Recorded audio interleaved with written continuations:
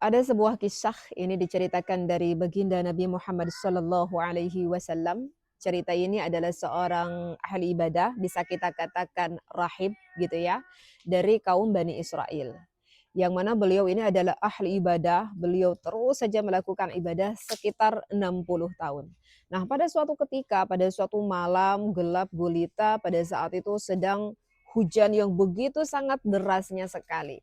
Nah, ketika hujan itu terjadi, maka sang rahib meratap keluar, kemudian berkata di dalam hatinya, seandainya kalau misalkan aku turun gitu ya, kemudian hatiku ini masih tetap berzikir kepada Allah, niscaya akan bertambahlah keimananku.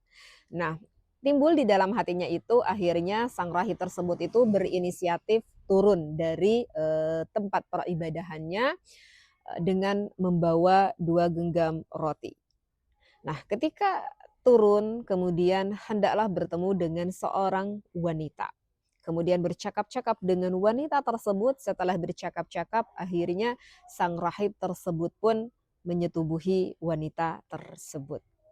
Kaget, tapi kaget setelahnya.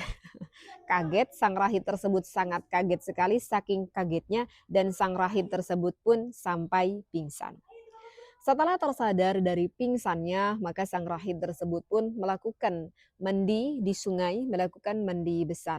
Nah, setelah melakukan mandi, maka ada seorang yang menghampirinya, seorang yang sangat kelaparan sekali, hendak meminta makanan kepada rahib tersebut. Dan rahib tersebut pun memberikan roti yang ada di genggaman tangannya. Setelah bersedekah, maka sang rahib pun wafat, meninggal. Nah, apa yang terjadi? Hisabannya bagi rahib ini diceritakan, ditimbanglah di mizan, ditimbang amalnya, ibadahnya selama 60 tahun dibandingkan dengan dosa zinahnya satu kali itu, ternyata lebih berat dosa zinah dibandingkan dengan ibadahnya 60 tahun. Na'udzubillahi min dzalik, ya.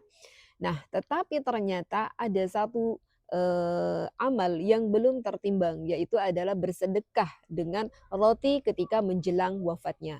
Ketika ditimbang dosa zinahnya dengan pahala memberikan sedekah roti, ternyata Masya Allah lebih besar pahala bersedekah. Mungkin dalam hatinya benar-benar ikhlas karena Allah dibandingkan dengan dosa zinahnya.